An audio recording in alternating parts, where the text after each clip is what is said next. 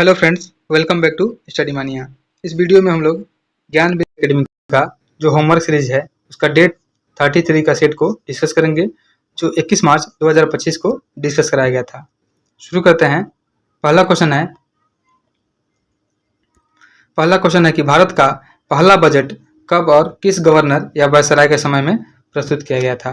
तो भारत का जो पहला बजट है यह 1860 में प्रस्तुत किया गया था और यह जेम्स विल्सन के समय में जो वायसराय थे लॉर्ड कैनिंग, इनके समय में प्रस्तुत किया गया था। याद रखेंगे कि भारत का जो पहला बजट है 1860 में जेम्स विल्सन के द्वारा कैनिंग के समय में प्रस्तुत किया गया था। नेक्स्ट है कि भारत का पहला डिजिटल बजट कब और किसके द्वारा पेश किया गया था। तो भारत का जो पहला डिजिटल बजट है यह 2021 से 22 में किया गया था और यह निर्मला सीतारमण के द्वारा पेश किया गया था। नेक्स्ट है कि स्वतंत्र भारत का पहला बजट कब और किसके द्वारा पेश किया गया था। तो स्वतंत्र भारत का पहला बजट जो है 1947 में यह के षणमुगम शेट्टी के द्वारा पेश किया गया था। याद रखेंगे। नेक्स्ट है कि बजट 2025-26 में कुल आवंटित राशि कितनी है। तो बजट 2025-26 में कुल आवंटित राशि जो है यह है 50.65 लाख करोड़। यह व्यय है और प्राप्त है 34.9 लाख करोड़। अगला है कि बजट 2025-26 के विकास में कुल कितने इंजन बताए गए हैं। तो बजट 2025-26 के विकास में कुल 4 इंजन बताए गए हैं। पहला जो हो जाएगा वह कृषि है, दूसरा एमएसएमई है, तीसरा जो है निवेश है और चौथा जो है निर्यात है।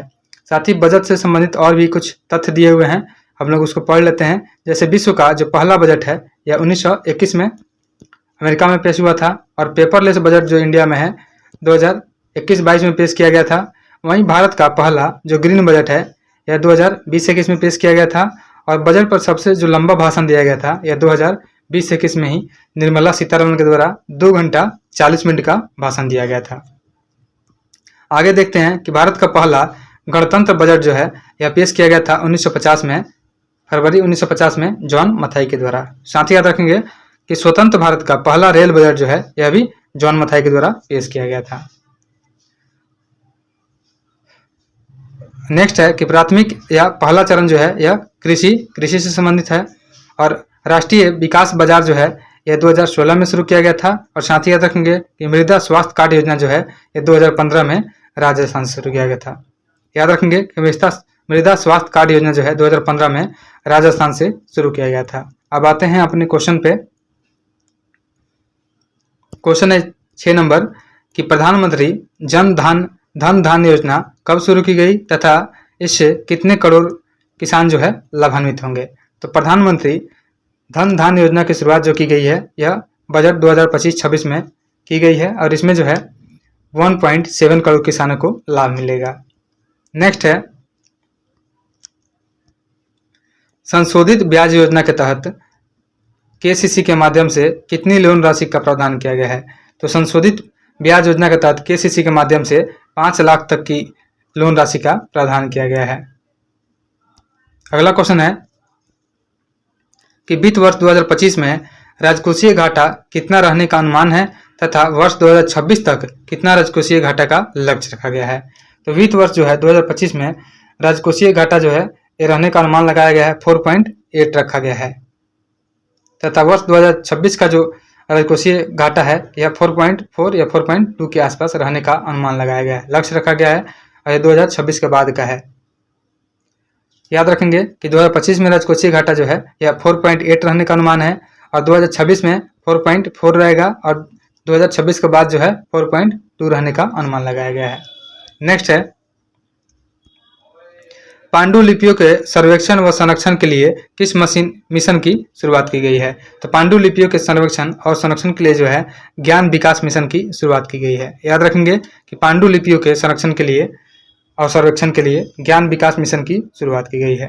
अगला क्वेश्चन है गीग श्रमिकों के पहचान पत्र तथा स्वास्थ्य देखभाल भारत सरकार की किस योजना के तहत किया जाएगा।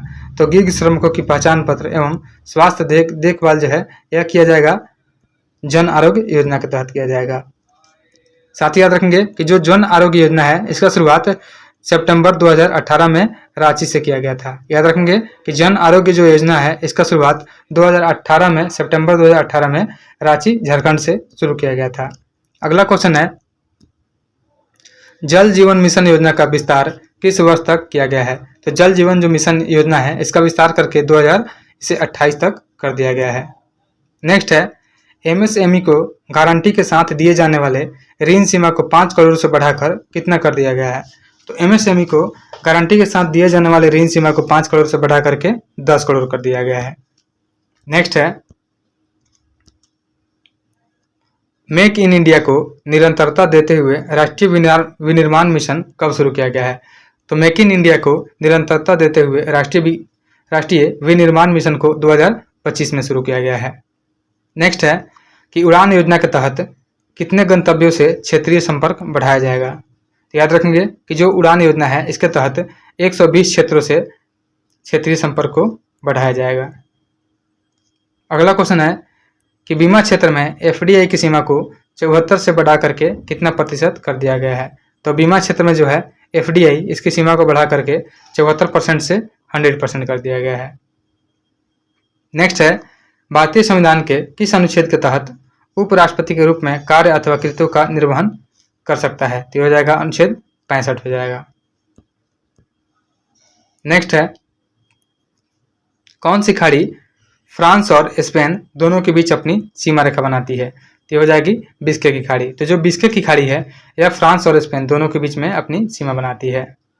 अगला क्वेश्चन है कि कबीर के ग्रंथ है साखी, शवद और रामायणी, इसका संकलन किसके द्वारा किया गया था?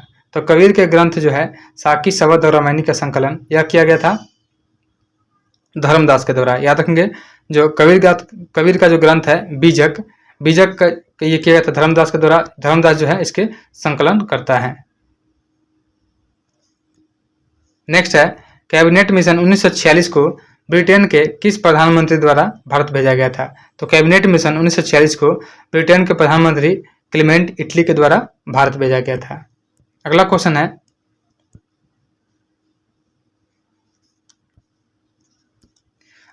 है, कि यूक्रेन से भारतीयों को वापस लाने के लिए भारत सरकार द्वारा कौन सा ऑपरेशन चलाया गया था? तो यूक्रेन से भारतीयों को वापस लेने के लिए भारत सरकार के द्वारा ऑपरेशन गंगा चलाया गया था। याद रखेंगे कि यूक्रेन से भारतीयों को वापस लाने के लिए ऑपरेशन गंगा चलाया गया था। और ऑपरेशन से संबंधित और भी तथ्य हैं जिसे हम लोग पढ़ लेते हैं। जैसे ऑपरेशन देवी शक्ति जो है, ऑपरेशन देवी शक्ति अफगानिस्तान के लिए चलाया गया था भारतीयों को लाने के लिए। उसके बाद ऑपरेशन पोलो जो है, ऑपरेशन पोलो के तहत हैदराबाद को भारत में मिलाया गया था सैन्य बल की सहायता से। उसके बाद एक ऑपरेशन कैक्टस लिली हुआ था, यह 1971 में किया गया था। और एक था ऑपरेशन विजय जो कारगिल वार में चलाया गया था। और एक था ऑपरेशन अजय जो कि इजराइल में चलाया गया था। नेक्स्ट है, सिंधु सभ्यता के किस स्थल को लघु हड़प्पा के नाम से जाना जाता है? तो सिंधु सभ्यता का जो लघु हड़प्पा जाना जाता है यह लोथल को जाना जाता है। लोथल जो है जहाँ पे डॉकयार्ड से संबंधित था। और साथ ही याद रखेंगे कि भारत में सबसे बड़ा सिंधु सभ्यता का स्थल हो जाएगा वह हो जाएगा राखी गढ़ी। याद रखेंगे कि जो राखी गढ़ी है यह भारत का सबसे बड़ा सिंधु घाटी सभ्यता का स्थल हो जाएगा। वहीं अगर सिर्फ सिंधु घाटी सभ्यता का सबसे बड़ा स्थल का बात किया जाए तो वह मोहनजोदड़ो पाकिस्तान में हो जाएगा।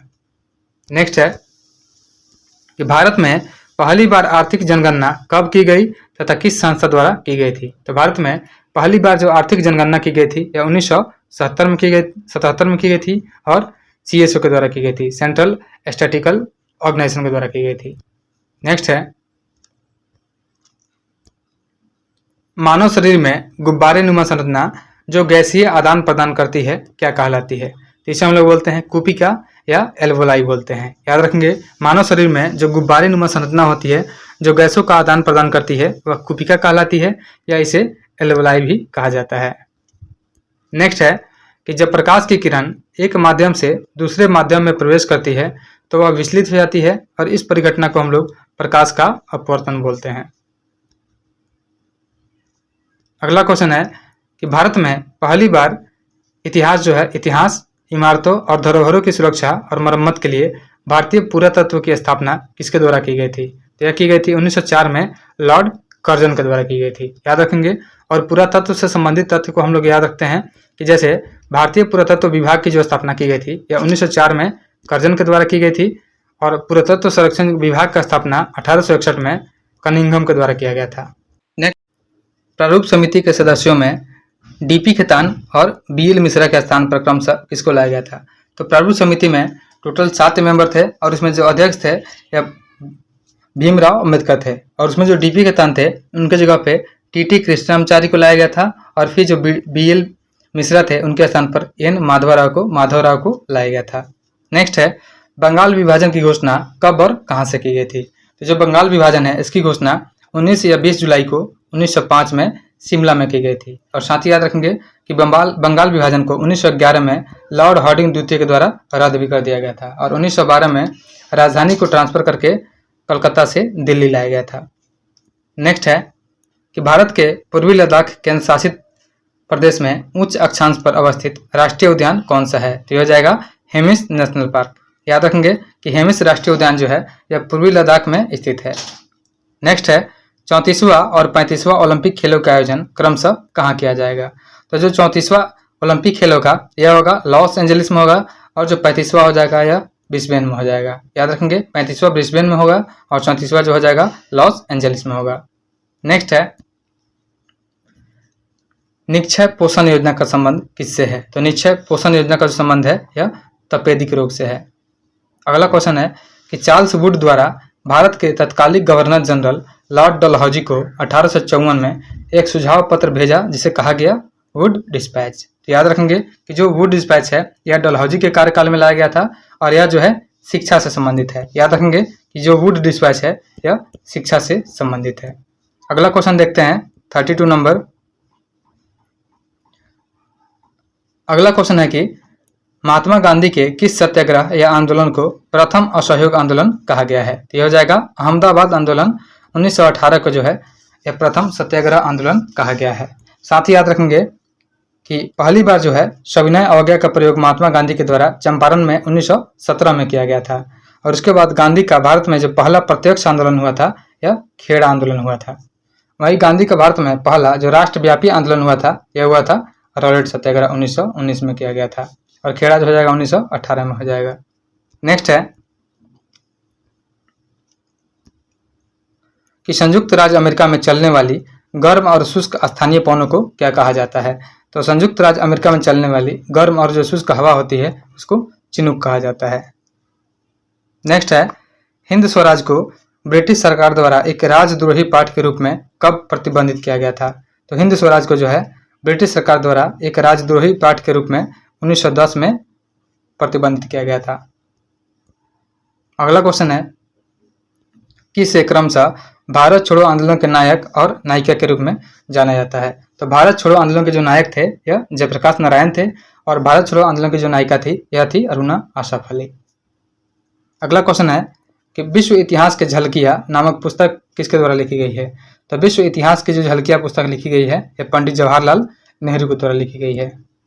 नेक्स्ट है कि दक्षिण एशिया में व्यापार, निवेश तथा संपर्क द्वारा क्षेत्र के लोगों की सामाजिक आर्थिक दशा में उत्थान के लिए किस संगठन की स्थापना की गई थी? तो यह हो जाएगा दक्षेस यानी सार्क हो जाएगा। नेक्स्ट है बंगाल विभाजन के बाद पूर्वी बंगाल का मुख्यालय किसे बनाया गया था? तो बंगाल विभाजन के बाद पूर्वी बंगाल जो है उसका मुख्यालय ढाका में बनाया गया था, यानी बांग्लादेश का जो मुख्यालय बनाया गया ढाका में बनाया गया था। नेक्स्ट है किस अधिनियम द्वारा पहली बार भारत में ब्रिटिश क्षेत्र की संवैधानिक स्थिति को स्पष्ट रूप से परिभाषित किया गया था? तो हो जाएगा 1813 का चार्टर अधिनियम। 1813 का चार्टर अधिनियम के द्वारा पहली बार भारत में ब्रिटिश क्षेत्र की संवैधानिक स्थिति को स्पष्ट रूप से परिभाषित किया गया था। नेक्स्ट है कि कम खर्च करने के लिए तथा प्रशासन में सुधार के लिए वैकल्पिक नीति संसद की किस समिति द्वारा तैयार की जाती है? तो यह की जाती है प्राक्कलन समिति के द्वारा। याद रखेंगे। नेक्स्ट है कि भारत का सबसे पुराना उच्च न्यायालय कौन सा है तथा कब स्थापित किया गया था? तो भारत का जो सबसे पुराना उच्च न्यायालय हो जाएगा यह हो जाएगा कलकत्ता हाई कोर्ट यानी कलकत्ता उच्च न्यायालय और इसे अधिनियम 1861 के द्वारा 1862 में स्थापित किया गया था। नेक्स्ट है किस उच्च न्यायालय का अधिकार क्षेत्र केंद्र शासित प्रदेश से लक्षद्वीप तक विस्तारित है? तो यह हो जाएगा केरला हाईकोर्ट। केरला हाईकोर्ट जो एर्नाकुलम में स्थित है इसका अधिकार क्षेत्र जो है लक्षद्वीप तक विस्तारित है, यानी जो लक्षद्वीप होता है इसका न्यायिक क्षेत्र जो हो जाएगा केरल ही हो जाएगा।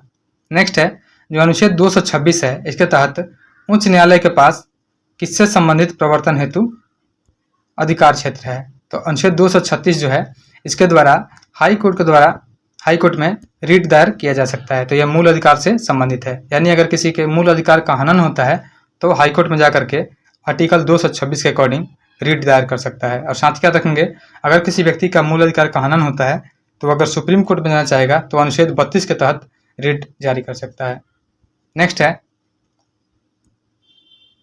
उच्च न्यायालयों के न्यायाधीशों को योग्यताओं का उल्लेख संविधान के किस अनुच्छेद में है। तो जो उच्च न्यायालय है हाई कोर्ट, उनके न्यायाधीश की जो योग्यता है उसके बारे में जो उल्लेख किया गया है यह अनुच्छेद 217 के क्लॉज 1 में किया हुआ है। नेक्स्ट है कि राज्य में एक उच्च न्यायालय के न्यायाधीश की नियुक्ति राष्ट्रपति द्वारा किसके परामर्श से की जाती है। तो राज्यों में एक उच्च न्यायालय के न्यायाधीश की जो नियुक्ति की जाती है यह सुप्रीम कोर्ट के मुख्य न्यायाधीश के परामर्श से राज्यपाल के द्वारा की जाती है। अगला क्वेश्चन है निम्नलिखित कथनों पर विचार कीजिए। पहला स्टेटमेंट है महाधिवक्ता को राज्य की विधानसभा की कार्यवाही में भाग लेने का अधिकार है। यह दिया हुआ है आर्टिकल 165 में दिया हुआ है। साथ ही याद रखेंगे कि जो महाधिवक्ता होता है या किसी भी राज्य सरकार का उच्च विधिक अधिकारी होता है, और वैसे ही होता है महान्यायवादी। तो जो महान्यायवादी होता है यह भारत सरकार का सबसे उच्च अधिकारी न्यायिक उच्च अधिकारी होता है। अगला ऑप्शन है कि इसे राज्य की विधानसभा में वोट देने का अधिकार है। यह स्टेटमेंट बिल्कुल गलत है। तो पहला स्टेटमेंट बिल्कुल सही है कि महाधिवक्ता होता है यह राज्य की विधानसभा की कार्यवाही में भाग लेने का अधिकार इसके पास होता है, और यह अनुच्छेद 165 में दिया हुआ है। नेक्स्ट है कि भारतीय संविधान के किस संशोधन के तहत उच्च न्यायालय के न्यायाधीशों की सेवानिवृत्ति की आयु जो है 60 से 62 साल की गई। तो यह हुआ था 15वां संविधान संशोधन। 15वें संविधान संशोधन में भारतीय उच्च न्यायालय के न्यायाधीशों की जो सेवानिवृत्ति की आयु है यह 60 से बढ़ा करके 62 साल कर दी गई। यानी जो हाई कोर्ट के जो न्यायाधीश होते हैं उनका जो होता है सेवानिवृत्ति का एज 62 साल होता है। साथ ही याद रखेंगे कि जो सुप्रीम कोर्ट होता है उसका जो होता है सेवानिवृत्ति का काल जो होता है यह 65 वर्ष होता है। नेक्स्ट है उच्च न्यायालय के न्यायाधीशों को उनके कार्यकाल खत्म होने से पहले ही अक्षमता अथवा सिद्ध कदाचार के आधार पर उनके कार्यालय से किसके द्वारा हटाया जा सकता है। तो यह राष्ट्रपति के द्वारा हटाया जा सकता है। याद रखेंगे कि उच्च न्यायालय के न्यायाधीश को भी उनके कार्यकाल खत्म होने से पहले उनकी अक्षमता और सिद्ध कदाचार के आधार पर उनके कार्यालय से हटाया जा सकता है और राष्ट्रपति के द्वारा हटाया जा सकता है। नेक्स्ट है कि भारतीय संविधान का कौन सा स्तंभ उसका अंतिम व्याख्याता है। तो हो जाएगा सुप्रीम कोर्ट। भारतीय संविधान का जो स्तंभ हो जाएगा सुप्रीम कोर्ट हो जाएगा, जिसका अंतिम व्याख्याता है। और अब तक की सबसे बड़ी जो व्याख्या है यह 1973 में केशवानंद भारती बनाम केरलवाद में की गई थी। नेक्स्ट है जिसमें सुमेलित करना है संघ राज्य क्षेत्र दिया हुआ है और उसका उच्च न्यायालय दिया हुआ है। जो पांडिचेरी है यह मद्रास उच्च न्यायालय के अधीन आता है, याद रखेंगे, जो कि तमिलनाडु में स्थित है। उसके बाद अंडमान निकोबार जो है यह कलकत्ता उच्च न्यायालय के अधीन आता है, और लक्षद्वीप जो है यह केरल उच्च न्यायालय के अधीन आता है, और दमन और दीव जो है यह बम्बई उच्च न्यायालय के अधीन आता है। अगला क्वेश्चन देखते हैं। अगला क्वेश्चन है कि किस अभिलेख से ऋग्वेद की तिथि ज्ञात करने में मदद मिलती है। तो यह हो जाएगा बोगज कोई अभिलेख। याद रखेंगे कि बोगज कोई अभिलेख के द्वारा जो है ऋग्वेद की तिथि ज्ञात करने में मदद मिलती है। नेक्स्ट है कि किस अभिलेख में अशोक के नाम का स्पष्ट उल्लेख किया गया है। तो अशोक के नाम का स्पष्ट उल्लेख जो किया गया है यह किया गया है मास्की अभिलेख और गुर्जरा अभिलेख, वैसे ही नेटूर अभिलेख, यानी मास्की, गुर्जरा और नेटूर तीनों अभिलेखों में जो है अशोक के नाम का स्पष्ट उल्लेख मिलता है। अगला क्वेश्चन है कि सर्वप्रथम कब और किसने अशोक के अभिलेखों को पढ़ा था। तो सबसे पहले जो है अशोक के अभिलेख को जेम्स प्रिंसेप के द्वारा 1837 में पढ़ा गया था। याद रखेंगे कि 1837 में जेम्स प्रिंसेप के द्वारा अशोक के अभिलेखों को पढ़ा गया था। और साथ ही याद रखेंगे कि जेम्स प्रिंसेप जो है यही ब्राह्मी लिपि के जन्मदाता भी हैं, जन्मदाता माना जाता है। नेक्स्ट है जूनागढ़ अभिलेख की स्थापना किसने किया और यह कहाँ अवस्थित है। तो जूनागढ़ अभिलेख की जो स्थापना है यह रुद्रदामन के द्वारा किया गया था और यह गुजरात में स्थित है। याद रखेंगे कि जूनागढ़ अभिलेख का जो स्थापना है यह रुद्रदामन के द्वारा किया गया था और यह गुजरात में स्थित है। और जूनागढ़ अभिलेख जो है यह संस्कृत भाषा में लिखा हुआ था। नेक्स्ट है कि समुद्रगुप्त के किस वाद्य यंत्र वाले सिक्के से उसके संगीत प्रेमी होने का प्रमाण मिलता है?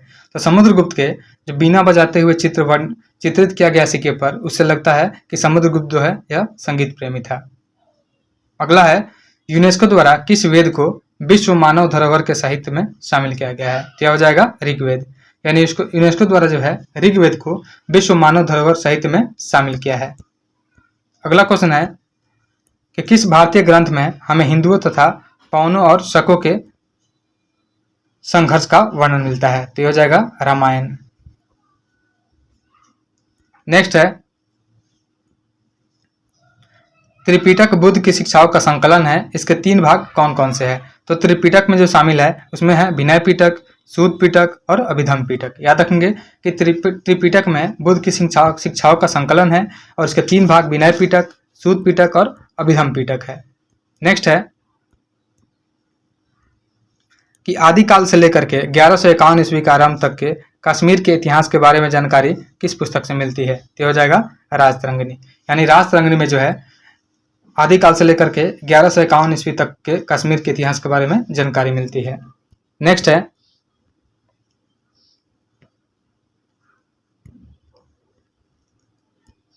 नेक्स्ट क्वेश्चन है कि यक्ष और यक्षिणी के विरह और प्रेम का जो वर्णन है किस पुस्तक में मिलता है? तो यक्ष और यक्षिणी के विरह और प्रेम का जो वर्णन है यह मेघदूतम में मिलता है, जो कि कालिदास के द्वारा लिखित है। याद रखेंगे कि कालिदास के मेघदूत में यक्ष और यक्षिणी के विरह और प्रेम का वर्णन मिलता है। अगला क्वेश्चन है कि भारत का लगभग 30% क्षेत्रफल 3 राज्यों में समाहित है, वे 3 राज्य कौन कौन से हैं? तो भारत का लगभग 30% जो क्षेत्रफल है यह 3 राज्यों में ही समाहित है। उसमें शामिल है राजस्थान, मध्य प्रदेश और महाराष्ट्र। नेक्स्ट है, जाफना प्रायद्वीप श्रीलंका का कौन सा भाग है? तो जो जाफना प्रायद्वीप है यह श्रीलंका का उत्तरी भाग है। याद रखेंगे, यानी श्रीलंका का जो ऊपर वाला भाग है यह जाफना प्रायद्वीप है। नेक्स्ट है, पाकिस्तान के किस भाग में मरुस्थल मिलता है? तो पाकिस्तान के दक्षिणी पूर्वी भाग में जो है मरुस्थल मिलता है। अगला क्वेश्चन है कि कौन सा रेखा भारत के मुख्य भूमि को अक्षाई चिन्ह से अलग करती है? तो हो जाएगा LAC। याद रखेंगे कि जो LAC लाइन है, लाइन ऑफ एक्चुअल कंट्रोल, यह भारत के मुख्य भूमि को अक्षाई चिन्ह से अलग करती है। अगला क्वेश्चन है, बाखन गलियारा भारत को किस पड़ोसी देश से जोड़ता है? तो जो बाखन गलियारा है यह जोड़ता है हमें भारत और पाकिस्तान को। याद रखेंगे, बाखन गलियारा के द्वारा भारत और पाकिस्तान को जोड़ा जाता है। नेक्स्ट है, चबहार परियोजना किस 2 देशों के बीच की परियोजना है? तो जो चबहार परियोजना है यह भारत और ईरान की परियोजना है। अगला क्वेश्चन है कि सक्साम घाटी कहाँ अवस्थित है और वर्तमान में किस देश के अधिकार क्षेत्र में है? तो जो सक्साम घाटी है यह लद्दाख के ऊपरी भाग में अवस्थित है और यह वर्तमान में चीन के अधिकार में है। नेक्स्ट है, पैगनसोल जो झील है किन 2 देशों की सीमा पर अवस्थित है? तो हो जाएगा भारत और चीन की। यानी पैंगोत्सो जो झील है यह भारत और चीन की सीमा पर अवस्थित है। नेक्स्ट है, सुगौली की संधि कब और किसके साथ की गई थी? जो सुगौली की संधि हुई थी यह 1816 में की गई थी और यह नेपाल के गोरखा और ब्रिटिश ईस्ट इंडिया कंपनी के द्वारा की गई थी। अगला है कि भारत की प्रमुख भूमि को पूर्वोत्तर भारत से कौन सा गलियारा जोड़ता है? तो भारत की प्रमुख भूमि को पूर्वोत्तर भारत से जोड़ने वाला जो हो जाएगा यह सिलीगुड़ी कॉरिडोर हो जाएगा। याद रखेंगे, जिसकी जो चौड़ाई है लगभग 22 किलोमीटर है। इसे हम लोग चिकन नेक भी बोलते हैं। नेक्स्ट है, 97वें अकादमी पुरस्कार समारोह का आयोजन कहाँ और किसके द्वारा किया गया? तो 97वें अकादमी पुरस्कार समारोह का जो आयोजन किया गया है यह लॉस एंजलिस में किया गया है। याद रखेंगे, और आपको बताना है कि इसका जो आयोजन है किसके द्वारा किया गया था। नेक्स्ट है, 97वें ऑस्कर विजेता में किस फिल्म ने बेस्ट फिल्म का अवार्ड जीता है? तो 97वें ऑस्कर विजेता में ऑस्कर में जो है बेस्ट फिल्म का अवार्ड जीता है अनोरा फिल्म ने। याद रखेंगे। नेक्स्ट है, 97वें ऑस्कर पुरस्कार में बेस्ट एक्टर और एक्ट्रेस का अवार्ड किसने जीता है? तो बेस्ट एक्टर जो है ब्रॉडी ने जीता है और बेस्ट एक्ट्रेस का जो अवार्ड है यह मेडिसन ने जीता है। याद रखेंगे कि ऑस्कर में बेस्ट एक्टर का अवार्ड ब्रॉडी को मिला है और एक्ट्रेस का मेडिसन को मिला है। नेक्स्ट है कि 97वें ऑस्कर पुरस्कार में बेस्ट डायरेक्टर का अवार्ड किसने जीता है? तो बेस्ट डायरेक्टर का जो अवार्ड है यह सीन बेकर ने जीता है। लास्ट क्वेश्चन है कि 97वें ऑस्कर पुरस्कार में सर्वाधिक अवार्ड किस फिल्म जीता है? तो 97वें ऑस्कर पुरस्कार में सबसे अधिक पुरस्कार जो है यह अनोरा फिल्म को दिया गया है।